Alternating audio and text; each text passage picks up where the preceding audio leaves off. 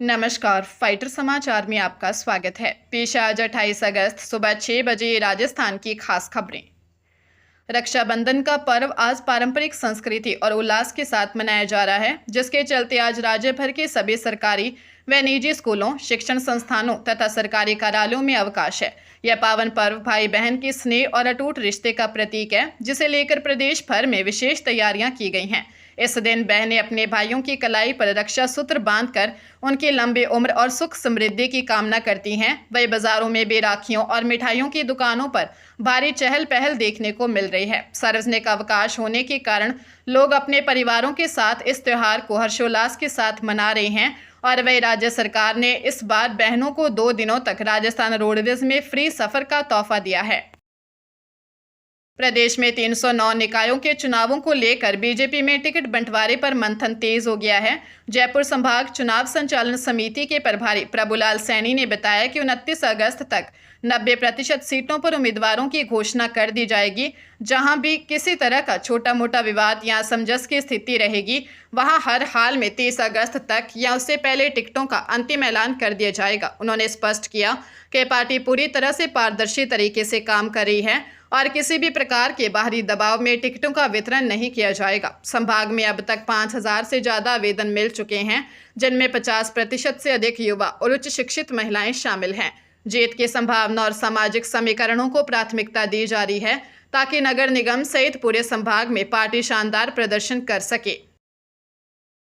त्योहारों के सीजन को देखते हुए खाद्य सुरक्षा विभाग ने मिलावटखोरों के खिलाफ सख्ती बढ़ा दी है, जिसके तहत जयपुर और जैसलमेर में ताबड़तोड़ कार्रवाई की गई है। जयपुर के मानसरोवर इलाके में सीएमएचओ फूड सेफ्टी टीम ने 2 दुकानों पर छापा मारकर 20 किलो बदबूदार पनीर और 125 किलो खराब मिठाइयां मौके पर नष्ट करवाई तथा 50 किलो मिल्क केक सीज किया। इसी प्रकार जैसलमेर के भणियाना क्षेत्र के झाबरा गांव में बिना लाइसेंस संचालित मावा फैक्ट्री पर कार्रवाई करते हुए टीम ने 10 किलो खराब मिल्क केक नष्ट करवाया और मावा, मिल्क केक व वनस्पति घी के 3 नमूने लेकर जांच के लिए जोधपुर लैब भेजे। अधिकारियों का कहना है कि त्योहारी सीजन में आम जनता को शुद्ध और सुरक्षित खाद्य सामग्री उपलब्ध कराने के लिए यह विशेष अभियान लगातार जारी रहेगा।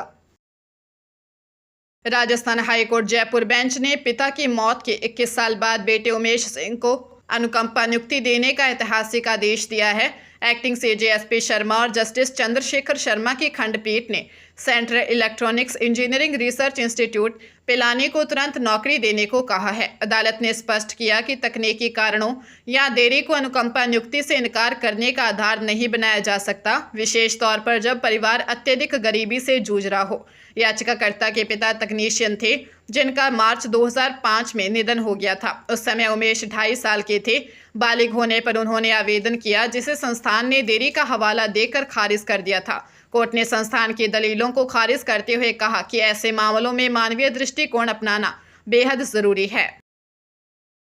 आईबीपीएस क्लर्क 2026 भर्ती के लिए आवेदन करने की अंतिम तिथि को आगे बढ़कर 28 अगस्त कर दिया गया था, जिसका आज अंतिम दिन है। जिन योग्य और इच्छुक अभ्यर्थियों के अभी तक आवेदन नहीं किया है, वे आधिकारिक वेबसाइट के माध्यम से आज यानी 28 अगस्त को अपना ऑनलाइन रजिस्ट्रेशन शुल्क भुगतान और आवेदन फॉर्म में जरूरी संशोधन की प्रक्रिया पूरी कर सकते हैं। Institute of banking personal selection द्वारा जारी इस संशोधित शेड्यूल के अनुसार इस भर्ती प्रक्रिया के तहत आवेदन शुल्क का भुगतान भी 28 अगस्त तक ही स्वीकार किया जाएगा। प्रारंभिक परीक्षा का आयोजन अक्टूबर 2026 में संभावित है, इसलिए अभ्यर्थियों को सलाह दी जाती है कि वे अंतिम समय की तकनीकी बाधाओं से बचने के लिए तय समय सीमा से पहले ही अपनी आवेदन प्रक्रिया पूरी कर लें।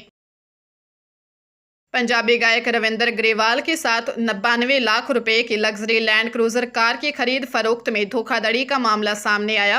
उन्होंने सोशल मीडिया पर विज्ञापन देखकर मोहाली निवासी आरोपी अजय से संपर्क किया, जिसके बाद आरोपी दिल्ली से कार लेकर उनके घर आया और गाड़ी की पहली मालिक होने की पूरी गारंटी दी। कार खरीदने के बाद आरोपी करीब 6 महीने तक आरसी देने में लगातार टाल मटोल करते रहे। जुलाई में जब आरसी प्राप्त हुई तो उस पर तीसरे मालिक का नाम दर्ज था।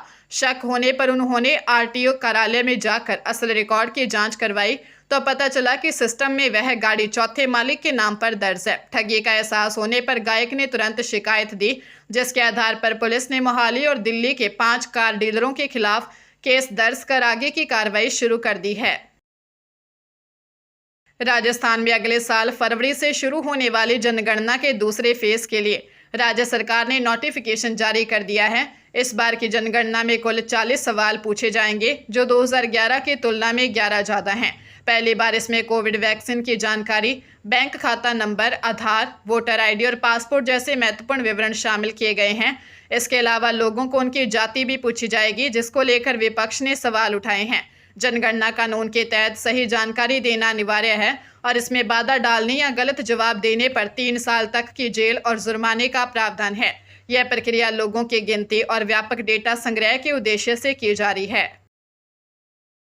इस साल का आखिरी और दूसरा आंशिक चंद्र ग्रहण आज 28 अगस्त को लगेगा, जो अमेरिका, यूरोप, अफ्रीका और पश्चिमी एशिया के कुछ हिस्सों में दिखाई देगा, जबकि भारतीय समय अनुसार यह सुबह 6:55 से 11:21 तक कुल 5 घंटे 39 मिनट का होगा। हालांकि यह चंद्र ग्रहण भारत में बिल्कुल नजर नहीं आएगा।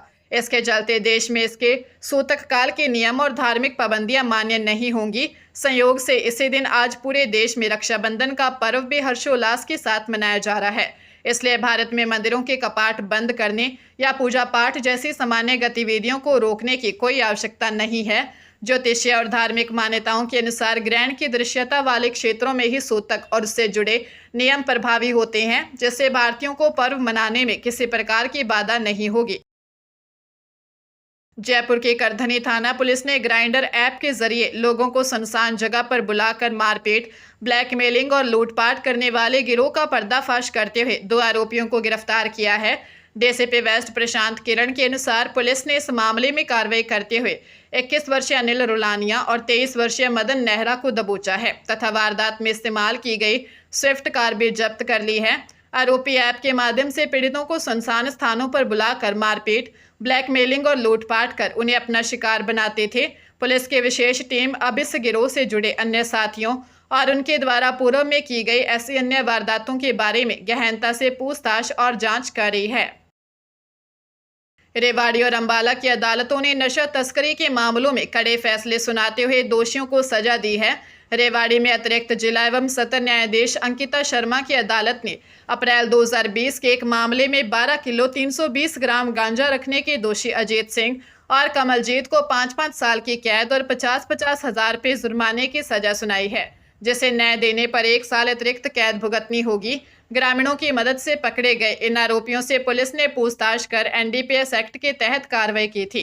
वह दूसरी ओर अंबाला के fast track special court NDPS के अतिरिक्त सत्र न्यायाधीश डॉक्टर अशोक कुमार ने 29 जुलाई 2018 को 4000 नशीले कैप्सूल के साथ पकड़े गए सोबरे निवासी जितेंद्र उर्फ छिंदर को 10 साल की कठोर कैद और 1 लाख रुपए जुर्माने की सजा सुनाई है, जो सहारनपुर से ये व्यावसायिक मात्रा की दवाइयां लेकर आया था।